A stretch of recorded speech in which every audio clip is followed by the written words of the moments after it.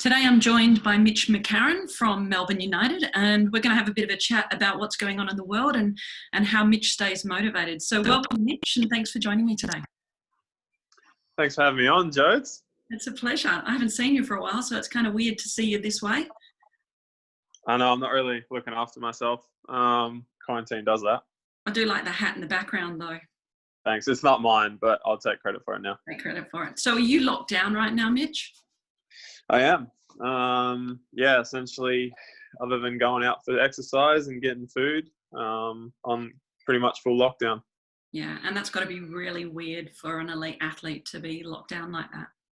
Yeah, it's been a little bit weird. Definitely the first time in my career that I can think about this. You know, I was talking to someone the other day about how I'm always thinking ahead about what's next. You know, as soon as the season finishes, mentally, I'm thinking about, all right, well, what am I preparing for next? Let's plan this out. It's probably been the weirdest stage of my career now, where it's like I can kind of see what's ahead, but there's no commitments right now. I'm used to getting up and having some level of commitment, whether it's off-season weights or off-season shooting or something. There's always something that I should be going to, and at the moment there is nothing. So it's a bit weird from that angle. Yeah, and for athletes, all athletes, that's going to be a really strange time in their lives. But also, I guess what prompted me to do these interviews with athletes is kids. They're not going to school anymore. Their sports have gone. So literally, their options are to sit around the house or get on devices. So I want to talk to you a little bit later about how you're staying sane and what you're doing to keep your fitness up. But before we do that, can you maybe give everybody a bit of background about yourself and about how you got into basketball and your career leading to now playing for Melbourne United? Yeah, so my background is pretty heavy with basketball. My mum and dad played. My dad was a pretty high-level coach. A little bit of a personal bias there. I think he's very good, and definitely coached me a lot when I was younger, and taught me a lot of the fundamental attitudes towards basketball that I think have helped me later in my career. So I was kind of brought up with, you know, a very unselfish way of playing and thinking about others first. And I think that started to come out of my game pretty quickly as I got older and developed the skills. So yeah, I guess just through my parents, I really got into the game, and I loved it so much. Was playing it 5 nights a week during school, you know, training with 6 or 7 different teams as we do in junior basketball in Australia. And I loved it. Tell me, where was the point, or when did you think you wanted to play NBL? And at any point, did you think that was just a dream?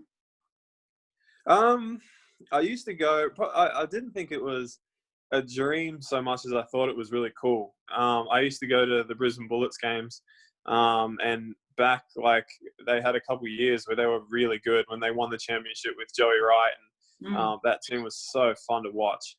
You know, they used to play similar to how Joey's teams do now. But man, they had some scoring power too. You know, they had CJ Bruton and Sam McKinnon, and Adam Gibson was young and climbing into guys up the floor. So as soon as he'd come in the game, everyone would be, you know, rubbing their hands together, ready for Gibbo to start something in the full court. And I remember watching those types of players and thinking, man, like, how cool would it be to get that reaction from a crowd? Like, if I was, you know, so from a young age, I was kind of idolizing those guys without even really knowing that. So I think as I got a little bit older and it started to become a bit more of a reality, those are the experiences that I look back on as really what started it. Because I was like, man, that'd be so cool to just play in front of that crowd. And once you started your career in the NBL, what were some of the biggest challenges you faced, either from a technical, tactical skills perspective, or I guess from a mindset perspective? Yeah, a couple of different challenges. Skills-wise, it was just how to impact the game with my set of abilities. I think, you know, having played in Spain my rookie year, I had a very limited and reserved role, and I just didn't dribble the ball a lot. You know, it just wasn't my job. I spent most of the time in the corner, which helped me develop areas of my game that I can still use now. So it certainly wasn't a bad thing in terms of learning how to cut properly and get open without the ball. So they were valuable. But then when I came to the NBL and I was trying to play a guard, and especially, you know, with the head coach at the time, Aaron Fern, who expected me to continue to develop that. You know, I had to do that quickly. If I wanted to play, I had to prove to him that I can handle the ball under pressure and not look shaky. So that was probably the toughest one for me, was just going from a year of not playing any kind of really ball handling guard to then expected that if I want to play, that's what's expected. And then mentally, just understanding, taking my ability to scout teams. I've always enjoyed watching and scouting basketball and knowing how people want to play. But it was just another level. You know, the NBL it was really good competition, and every team had their studs, and you started to see how every team really had their identity. And the better that, you know, you were prepared mentally, and understanding, you know, who you were playing against, that, you know, the better you would succeed usually. Tell us a little bit. Both of us worked under Aaron Fern. That's where we first met. Tell us a little bit about the mental challenges working for someone who was such a good technical coach and had such high standards. Were there ever times you doubted your ability, and how did you tackle that? Yeah. Well, you'd probably be able to tell me better. I didn't say I would. This is a test. I wouldn't say I doubted my ability. I always knew what I was good at, and I knew what I had to improve on. I'd like to think I've always been pretty grounded and probably my harshest critic. So it's not like I was going in there thinking, oh, I'm the best at this, and then Fernie had a different perspective. Everything that Fernie had to say about what I needed to get better at, I agreed on. Fernie just likes to remind you every single day. So for me, it was a little bit of a challenge. In, you know, I had a college coach who was similar. You know, he was very intense and put a lot of pressure on you to perform every single day. And sometimes it's like, man, I kind of just, you know, I've had a really good couple of weeks and I had a bad day, and he's just not going to let you believe that that's okay. And Fernie wasn't too different. You know, if you came in and you looked average, he was going to let you know about it right away. So I appreciated that. I guess it just took a little bit of time to adjust and understand how to build a relationship with him, you know, how to have better conversations and more detailed conversations, instead of just him, what seems at chipping away at you and you then walking away and being a little sour because you got chipped at. Understanding how to read him and what he's really trying to say. Yeah, and knowing that he's trying to bring out your best as well as you trying to bring out your best. Like you said, I probably know you quite well, and one of the things I do know about you is your ability to set goals. And so I want to talk to you a little bit about that today, because obviously we're trying to share a bit of wisdom for people sitting at home and kids sitting at home at the moment. Talk to us about your process of setting goals, and maybe talk us through, were they always successful? Did you fail at them sometimes? How did you bounce back from the ones that you weren't achieving? So just tell us a little bit about your thoughts on goal setting in sport.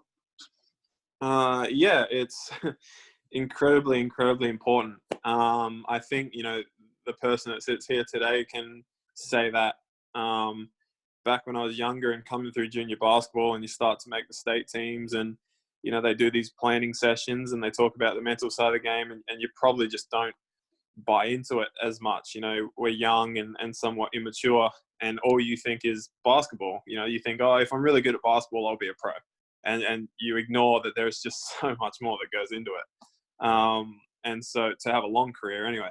And so I think if we've got some younger listeners today, it's about understanding that the better at this you are, the younger, it's going to have a massive impact. You know, I remember sitting back in these sessions and thinking, well, you know, my goal was always to play for Australia at a major tournament. So whether it's a World Cup or an Olympics, and it still is, I still haven't done it. That goal hasn't changed. But what's changed is me understanding better goals along the way, not just saying, well, you know, my goal is to play in the Olympics. Well, yeah, that's great, but there's so much that has to come for me to even get there.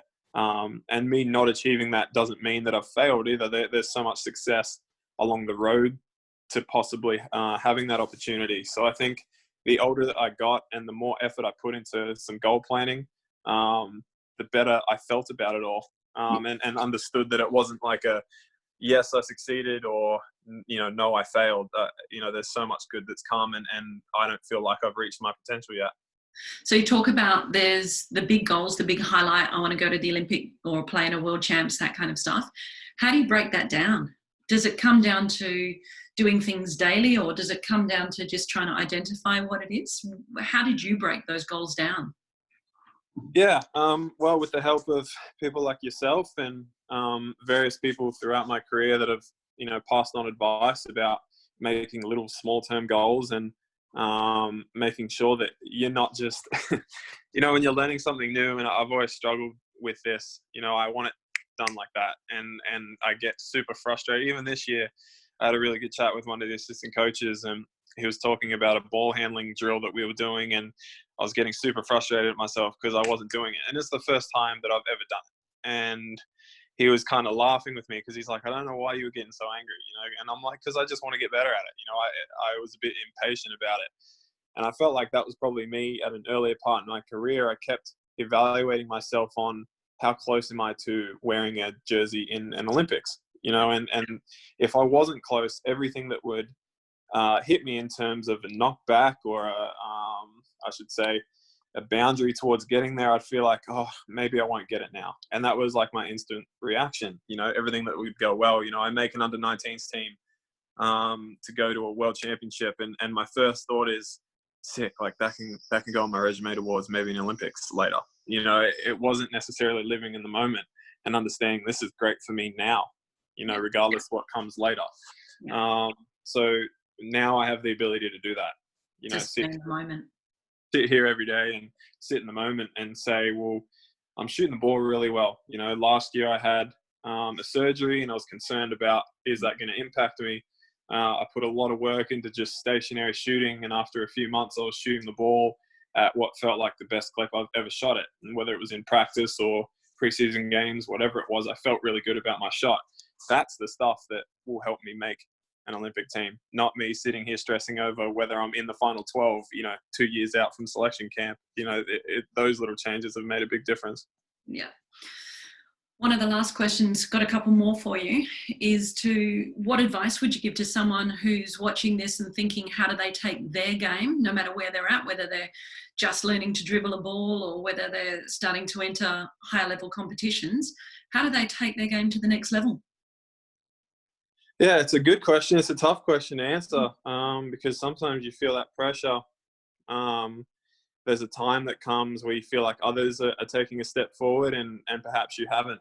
For me, leaving the AIS was one of the most challenging times in my career because when I looked around, everyone who had been somewhat released from the AIS early, there just weren't that many examples of guys that kept playing.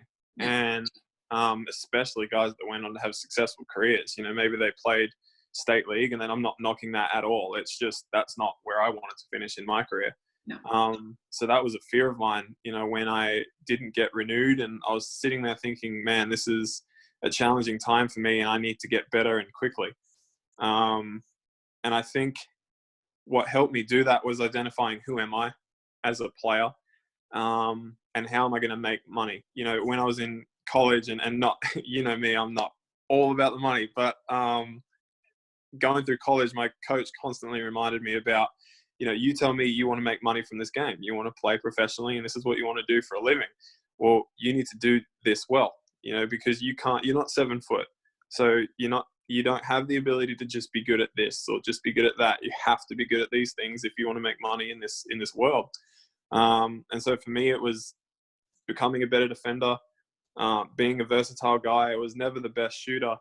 I was never the best athlete. I had some athleticism, but I was never number one athlete walking around. And I knew I wasn't the absolute quickest, and I wasn't the biggest for a guard either. So for me, it was understanding, well, I need to be a better defender.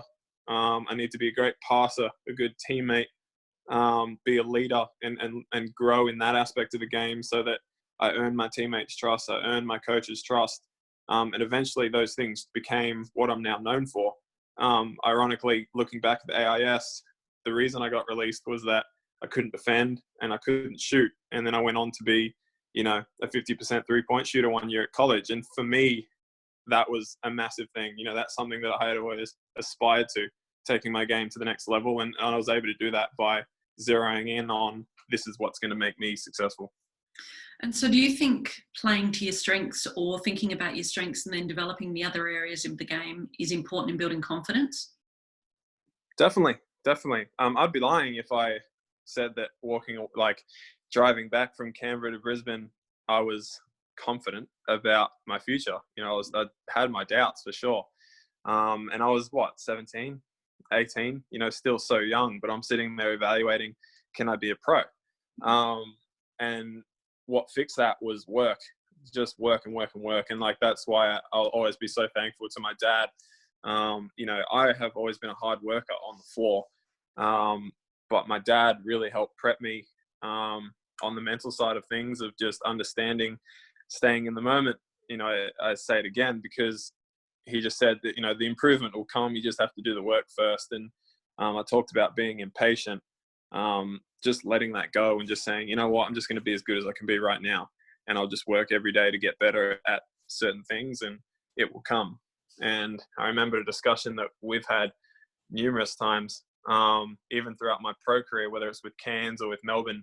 You go through these patches of training where you feel like, oh man, like, I don't know, like I'm not playing well. I'm not getting things done. I don't feel like I'm getting better. And you get so frustrated. Then all of a sudden you like do a move and you're like, oh, I've never been able to do that before. Or suddenly you make a few shots and you're like, man, that shot feels really good. There has to somewhat be some grind before success. It's never just all easy. So I think I've just learned to be patient with it and understand that there's going to be some highs and lows. Yeah, and that's a really good point. I always talk about, and you've heard me say this a million times, nothing's a light switch. It's always about grinding it out and working really hard. And you're one of the people that I have had the privilege of working with that really understands the value of hard work and the value of persistence. And that's a nice segue into my last question. And I guess that is, how do people stay motivated during this time?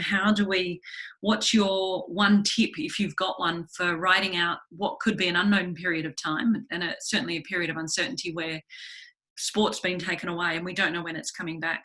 How are you keeping fit, and what's your advice to kids listening? Yeah, I've always been, and there's so much, like the way that the world is now, if this had happened 30 years ago, it would be very different in how my advice, the amount of content available online to us in this day and age is ridiculous. You have so many basketball games from so many different leagues with so many great players and coaches. It's incredible. And yet we still underutilize it. My favorite thing when I was younger, when I was bored or we had times off or whatever, I would watch certain players that just made me so excited. Like a good example is Juan Carlos Navarro from Spain, a point guard. He wasn't Kobe Bryant. He wasn't, the best of the best. But man, he was fun to watch. Like, he was so passionate, but he passed the ball differently, but it was really effective. He kind of dribbled a little differently. Their team played in such a different way, but it was successful and it works for them. And even guys like that now, I just love to watch them. And it's a great time if you're just going to be working by yourself and working in your backyard. If you've got a hoop, or, I don't have a hoop, so I'm just working in my driveway. I just throw it against the wall. But just loved watching how he passed, and so I worked on that. If I had time off or, a couple of weeks to myself, now a couple months to myself, it's a great chance for me to just try something really different. Yeah, I've got my basic skills, but they can get mundane and you can get a little bit bored with just, I don't want to dribble the ball back and forth with my left hand 50 times a day. I can understand why people might not want to do that. So find something funky. Find something that you like watching, whether it's a street baller or whatever, and just learn how to do that move. And you'll find that your general skills, whether it's ball handling, passing, shooting, whatever, will get better because of it. As long as you're still playing the game, you're still watching the game. That's how I keep my love for the game, not just sitting here going, oh, well, I'm just going to do the same thing every day. Yeah, and wishing for things to change, because that's not within our control. Mitch, thanks for joining me today. I really appreciate it. And I look forward to seeing you doing some driveway drills on your socials. Take care. I will. I'll speak to you soon. Thanks, Joe. See you later. Bye.